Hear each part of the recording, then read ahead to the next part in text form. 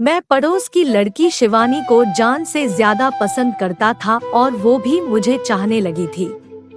भाई की शादी में मैंने शिवानी से किसी तरह से घापा घाप कर ली थी। आगे सुनिए पूरी कहानी। चूंकि शादी का दिन था और घर पर बहुत सारे काम थे, भैया के यार दोस्त सगे संबंधी धीरे धीरे घर में इकट्ठा होना चालू हो गए थे।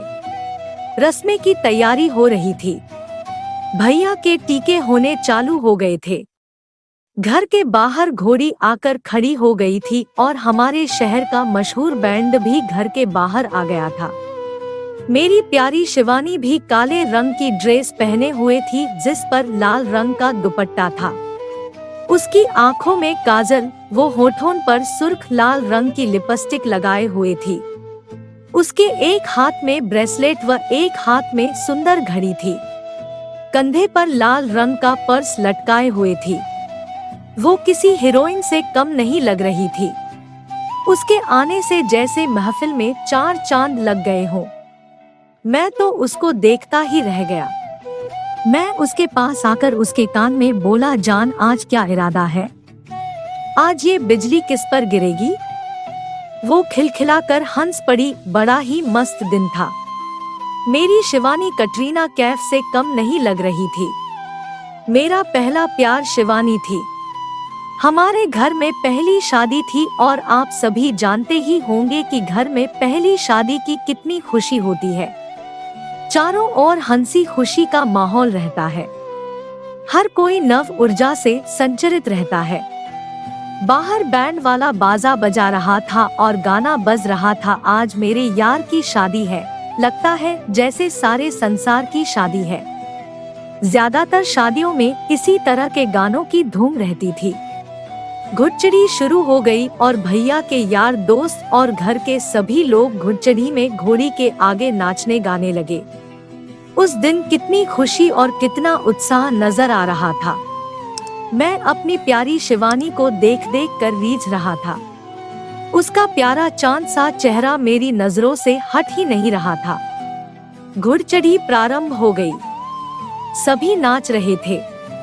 पास ही एक शिव मंदिर था जहां तक घुड़चड़ी हुई थी। घुड़चड़ी के पश्चात अब बारात जाने की तैयारी होने लगी। बारात को कोलकाता जाना था, जो कि हमारे शहर से लगभग 80 किलोमीटर की दूरी पर थी। बारात के लिए 2 बस और लगभग 12 छोटी गाड़ियां थी और सभी यार दोस्त व रिश्तेदार बारात में जाने के लिए अपनी अपनी तैयारी करने लगे। शिवानी और उसकी मम्मी भी बारात में जाने के लिए तैयार होने लगी। मैं भी बहुत खुश था कि शिवानी भी हमारे साथ बारात में चल रही थी। मन में कहीं ना कहीं बहुत प्रसन्नता थी कि शिवानी भी बारात में चल रही है। मैं भैया के साथ एक गाड़ी में बैठ गया और शिवानी मोहल्ले की अन्य औरतों व अपनी मम्मी के साथ बस में बैठ गई और कोलकाता के लिए हम सभी चल पड़े।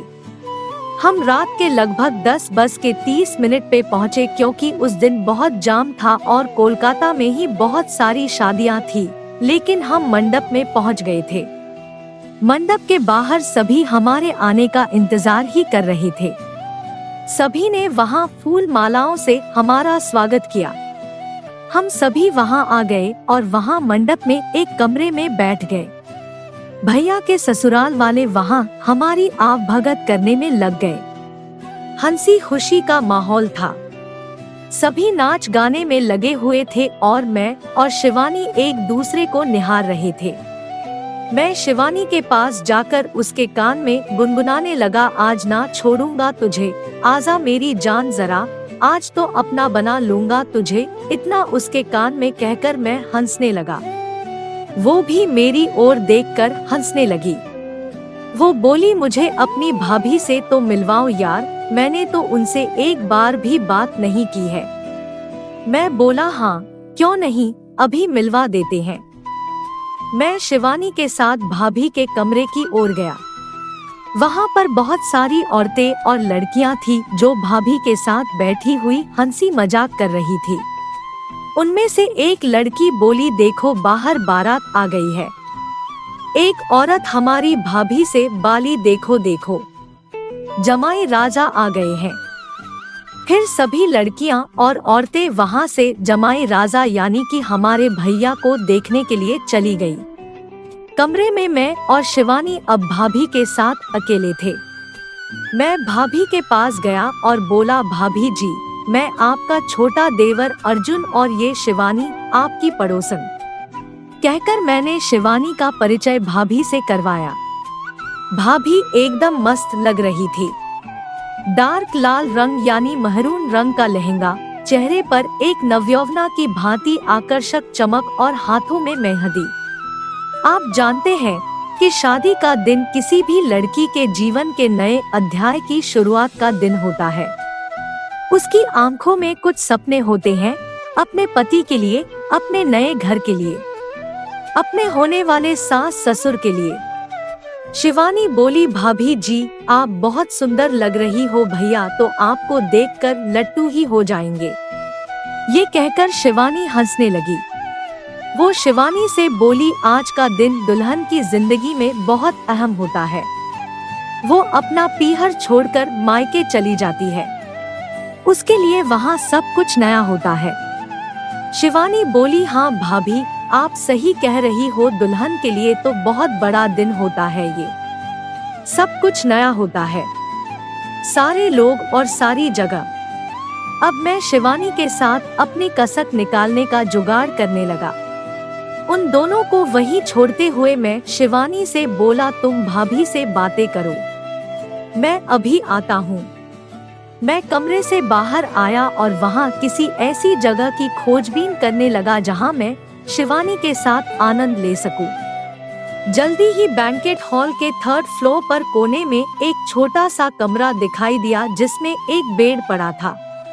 कुछ सामान भी बिखरा हुआ पड़ा था। शायद किसी चौकीदार का कमरा लग रहा था, परंतु मेरे लिए वह कमरा एकदम फिट था। मैं धीरे से नीचे आया और फिर भाभी वाले कमरे में चला गया। वहाँ अभी भी शिवानी मेरी भाभी से बातें कर रही थी। तभी उस कमरे में 3 से 4 औरतें आईं और बोली, अब गौरी पूजन का समय हो गया है, आओ पूजन के लिए चलो।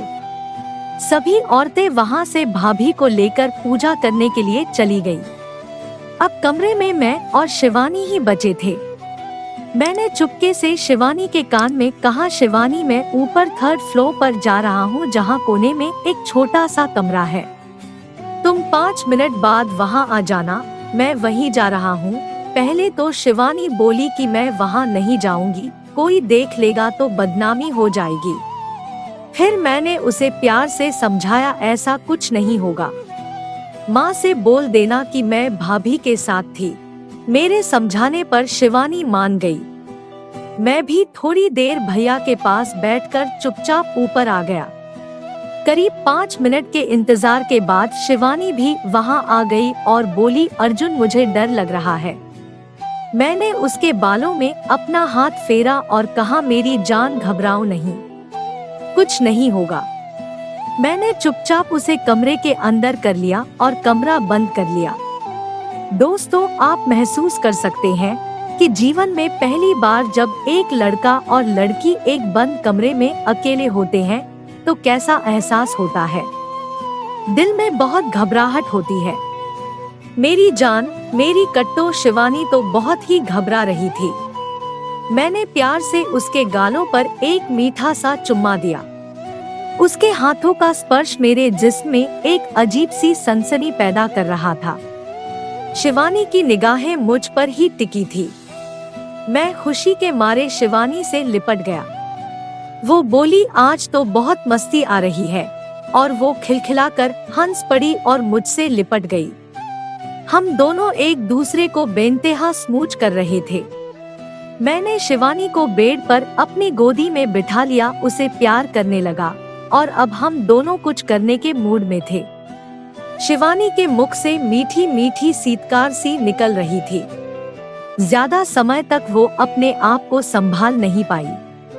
उसके मन में भी वासना का तूफान उठा हुआ था। शिवानी ने अपनी बाहें मेरे गले में डाल दी और हम दोनों एक दूसरे को चूमते हुए बिस्तर पर आ गए।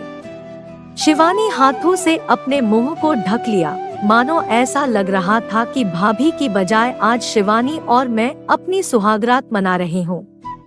मैंने उसके माथे पर एक प्यारी सी पप्पी दी। मैंने कहा, मेरी जान, जाने मन कब से इस दिन की तमन्ना थी मुझे।